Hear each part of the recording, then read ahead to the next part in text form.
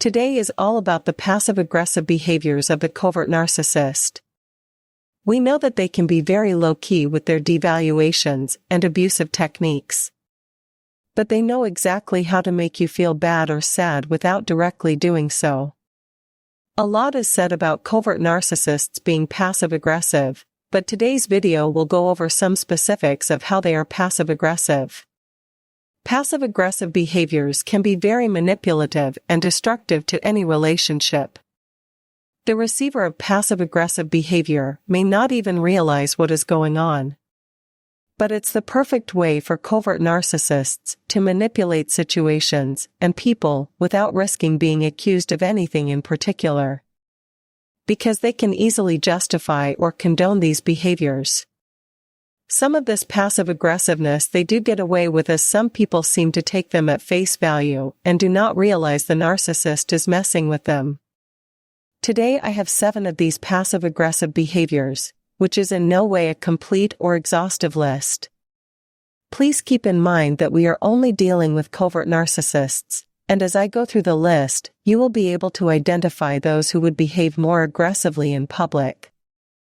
Because all of them they will do with their partners, close family, and friends, whereas there are only a few they can get away with in the workplace and other similar meetups or institutions. These are behaviors that will manifest again and again in different ways. So, you will be able to tell if the person is being passive-aggressive or genuinely not in line for whatever reason. The first one is having a negative attitude, specifically at times when you are excited or hopeful about something.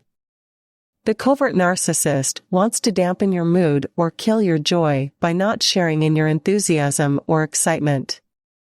They would refuse to play along for your happiness's sake. Instead, they will be the ones to rain on your parade. A narcissist enjoys nothing more than wiping the smile off your face.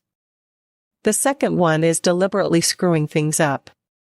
What I'm talking about is when you ask the narcissist to do something, which is usually a reasonable request, but instead of saying no, they do it and mess it up so that you don't ask them to do it again. Narcissists hate doing things for other people unless it can benefit them in some way.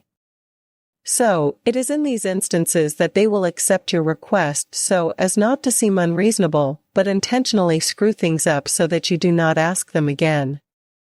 These are the games narcissists play. Another passive-aggressive move to get out of doing things for other people is procrastination. They keep pretending to forget or feigning being busy with other stuff and simply not prioritizing what you've asked them to do. They would keep making excuses until you forgot it or asked someone else. Covert narcissists use this tactic to frustrate and even punish their victims. The fourth passive-aggressive behavior is the infamous silent treatment. When the narcissist cannot have their way or you've offended them in any way, they respond with their negative silence. Which entails a lot of sulking and hostility. It's obvious they are mad, but they insist they are fine and continue to ignore you and just send a lot of negative vibes your way. This technique is usually used to guilt-trip you into wanting to make them happy and responsive again. But more importantly, give in to what they want. The fifth one on the list is deliberate sabotage. The covert narcissist is a slippery devil, and when they know your plans or you unwittingly make them aware of your plans, they will try to sabotage you. And it is because they envy you and do not want you to succeed. So, if you are planning a party, for example, and they are supposed to bring the cake or the drinks, whatever it is, you can be sure that the D-date will arrive, and then at the last minute they are not able to do what they agreed to do or they cannot make it and you are left scrambling to sort things out. They will lade you with their fake apologies while smiling inside, knowing they have caused a bit of havoc in your life.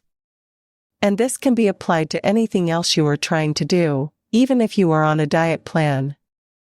They will be the ones constantly offering junk or wanting to take you out for a meal, to get you to fall off your plan. Narcissists are very deliberate in their actions, to ruin you and leave no stone unturned. Another passive-aggressive behavior is gossiping. Some people refer to it as passive-aggressive bullying, and it is. Because, rather than confronting the person directly about whatever issues they have with them, the narcissist prefers to gossip about them behind their back in order to turn others against them and ruin their reputation. And it's also messed up, because the narcissist will come and smile in your face, faking nice while they tear you to pieces behind your back. They do this to influence how people view you and treat you. And finally, there is a tit for tat. Where you may have unavoidably not been able to do something or be somewhere for the narcissist, the tables are turned and the narcissist would intentionally not be there for you. And it's not because they can't, but just to get back at you. Narcissists think life is one big game and they enjoy messing with people's lives and emotions. They also foolishly think that everyone is playing this game, so they need to do whatever they can to stay ahead at all costs. Covert narcissists are petty, envious, and self-serving, and even though their attacks are usually not direct or physical, they have subtle ways of disrupting our lives and disrespecting us in the process. But also, if we recognize these behaviors in anyone, even if they are not narcissists, they are definitely not worth being around, and some boundaries need to be put in place. As usual, I hope this was helpful in some way. Thanks for watching this video. Don't forget to like and subscribe.